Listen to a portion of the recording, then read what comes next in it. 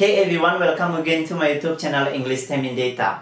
With me, Mr. Data. In this video, we'll be continue our lesson yesterday about to state that we can do something and to state that we will do something.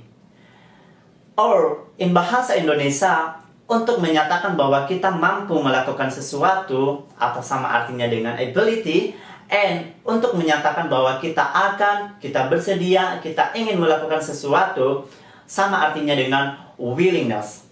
So, our topic today is ability and willingness.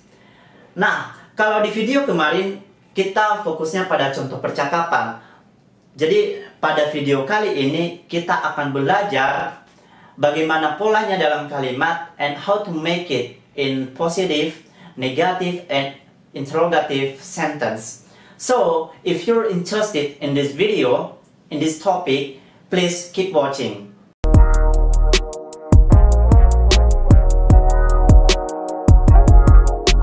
Ability and willingness. Ability artinya kemampuan, and willingness artinya, ya betul, kesediaan atau keinginan atau akan. Nah, untuk menyatakan kemampuan dalam bahasa Inggris, kita gunakan modal can atau could. Can digunakan untuk present, sementara kalau dia could digunakan untuk past. Nah, bagaimana pola kalimatnya ketika kalimatnya itu positif, ketika kalimatnya negatif, dan ketika kalimatnya tanya atau interrogatif? Nah, ketika kalimatnya positif, maka polanya adalah subject plus can atau could plus verb one.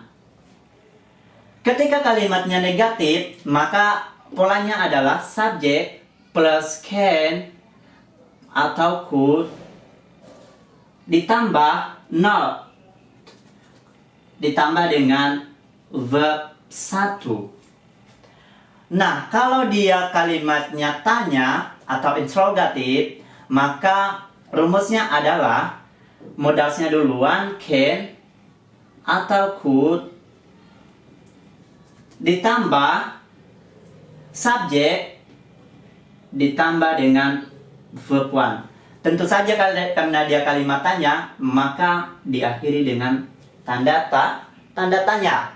Nah, inilah rumus atau pola ya untuk menyatakan kemampuan. Nah, sekarang kita mari ke contoh kalimatnya. Contoh, kita buat kalimat positif. Saya bisa berbahasa Inggris. Oke ya? I can speak English. Contohnya ya, English. Nah, kita ubah ke kalimat negatif. Rumusnya adalah subject plus can or could plus not and plus verb one. Jadi dia I can plus not, I cannot, gini nulisnya ya, nggak ada spasi. I cannot speak English. Nah, kalimat interrogatif, rumusnya can atau could plus subject plus verb one. Maka dia adalah duluan can ya. Can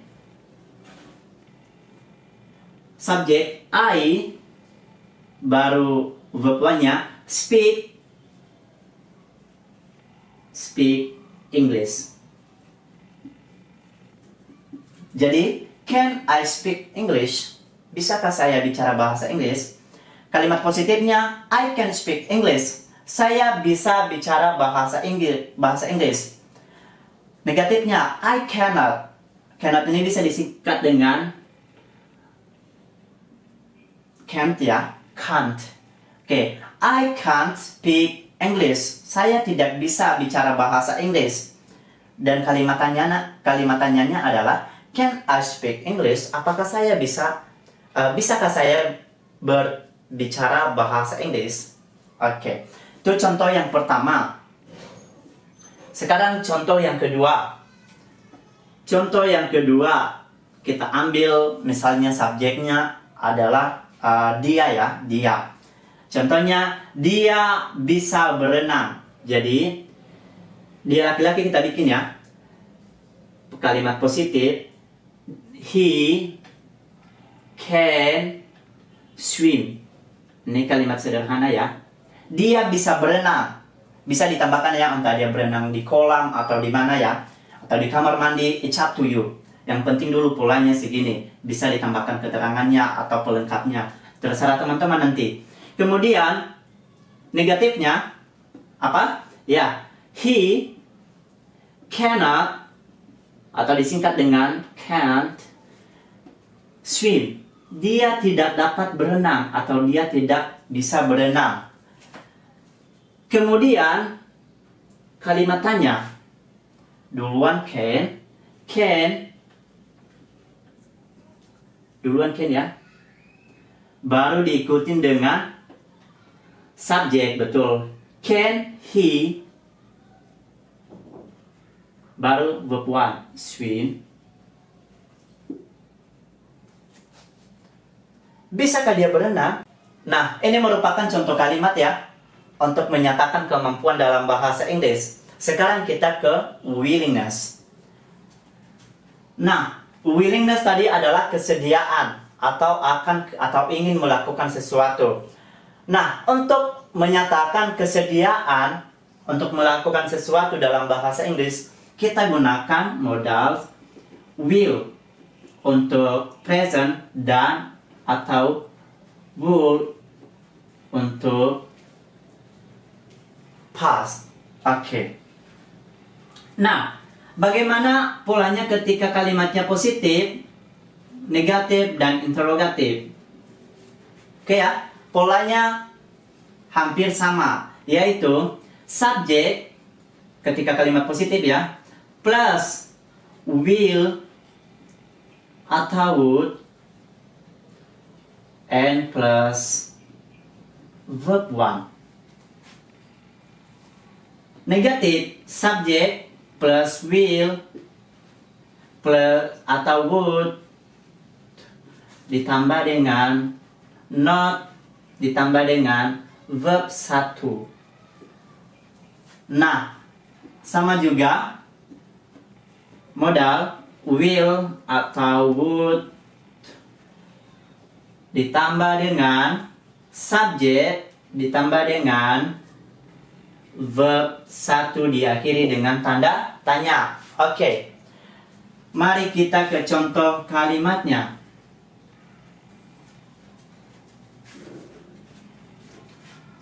Oke. Sekarang kita buat kalimat yang positif, kita buat kalimat yang negatif, kita buat kalimat yang interrogatif. Dari sini saja kita ambil ya. Kalau tadi I can speak English, sekarang can harus kita ganti dengan will, karena kita menyatakan kesediaan ya, kesediaan melakukan sesuatu. Jadi saya akan melakukan ini, saya akan melakukan itu. Contohnya, saya bersedia berbahasa Inggris, saya akan berbahasa Inggris. Jadi dia, ini positif ya, I will speak English ya.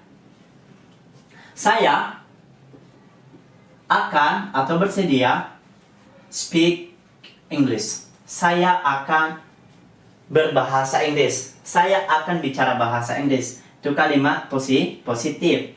Kalimat negatif, I will plus not ya. I will not speak English. Saya tidak akan bicara bahasa Inggris.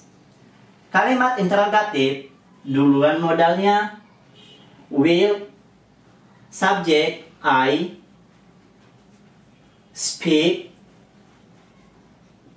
English.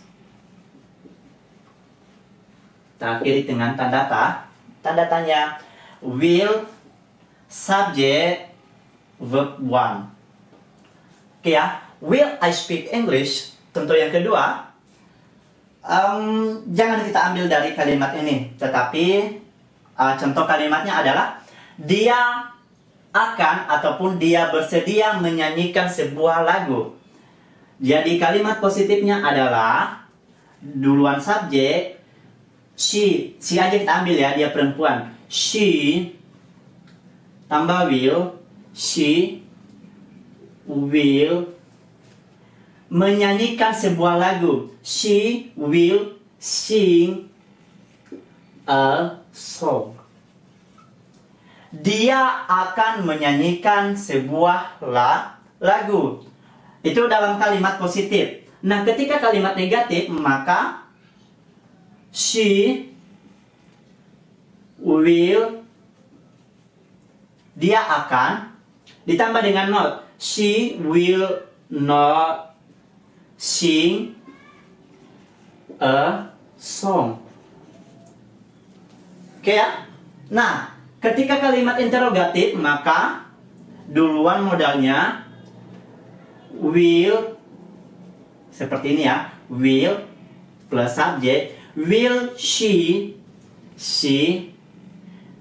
baru diikutin verb 1. Will she, dia, akankah dia sing a song? Diakhiri dengan tanda, betul, tanda tanya. Dari beberapa contoh barusan, dua masing-masing, dua tentang ability and dua tentang willingness. Ya, bagaimana ketika positif, negatif, dan tanda tanya atau dalam kalimat tanya. Berikutnya kita ada dua buah contoh kalimat. Lalu kita coba ubah ke kalimat, entah itu kalimat positif, entah itu kalimat negatif, entah itu kalimat interrogatif atau kalimat tanya. So, are you ready? Let's get started. Nah, ini ada dua buah contoh kalimat. Kalimat yang pertama yang tersedia adalah kalimat negatif, artinya kita harus mengubahnya ke kalimat positif, dan juga kita harus mengubah ke kalimat yang interrogatif ataupun kalimat tanya. Nah, soal yang kedua atau kalimat yang kedua yang tersedia adalah kalimat interrogatifnya atau kalimat tanya. Artinya kita harus mencari atau mengubahnya ke kalimat negatif dan kalimat positif. Nah, langsung saja ya. Tapi kalau misalnya juga teman-teman mau coba duluan menjawab, tidak masalah, silakan di pause video ini, nanti dilanjutkan kalau udah siap dikerjakan. Oke ya, kita coba sendiri ya. Kita coba langsung. Nah, untuk soal yang pertama yang harus kita cari adalah kalimat positif. Rumusnya tadi jangan lupa, yaitu subjek can atau could plus verb 1 atau kata kerja pertama. Nah, kita lihat di kalimat negatif ini. Mana subjeknya? Subjeknya adalah my mother. Mother ya. Berarti ini subjeknya ya. Subjek. Ditambah dengan can modalnya ya. Lalu ditambah dengan verb satunya. Berarti ini can ya. Berarti ini verb 1, biar lebih gampang kita ya. Jadi my mother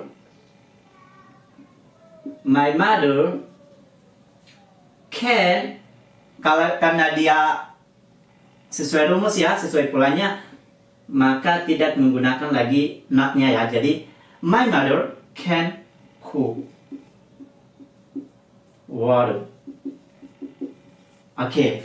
Nah, berikutnya kalimat interrogatifnya. Duluan can, berarti can, ingat ya, ngambilnya dari positif. Can, baru diikutin dengan subjek. Can, subjeknya my mother. Can my mother, diikutin dengan verb 1. Can my mother cook water, tanda tanya. Jadi kira-kira begini ya untuk soal yang pertama. Nah, soal yang kedua, will they play table tennis? Akankah atau bersediakah mereka bermain tenis meja? Ini kalimat interrogatif. Rumusnya kalau misalnya kita ubah ke kalimat positif, subjek will atau would plus verb 1. Jadi, mana subjeknya kita tentukan dulu ya, subjek. Ini subjek, baru ini modalnya ya, will, baru verb satunya. Anggap yang ini pelengkapnya ya. Pelengkap ini bisa noun, bisa kata keterangan dan lain sebagainya. It's okay ya. Jadi kita ubah ke kalimat yang positif. Subjek berarti they will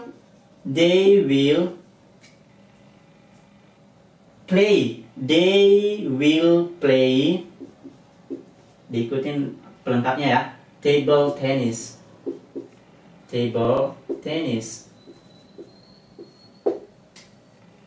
Nah, they will play table tennis. Mereka akan bermain tenis meja. Negatif. Rumusnya, subjek they will tambah not. Betul ya? Jadi will not play diikutin verb 1 baru table tennis. Oke. Jadi they will not play table tennis. Mereka tidak akan bermain tenis meja. Nah, contoh dengan latihan kita ini rata-rata semua ya bentuk present ya, menggunakan can dan menggunakan will.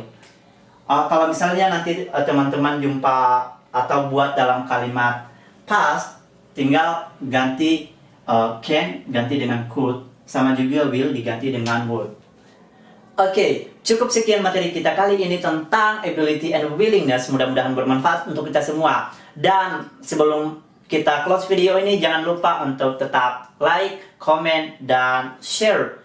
Dan buat teman-teman yang masih belum subscribe, silahkan di subscribe. So, see you on the next video. Bye-bye.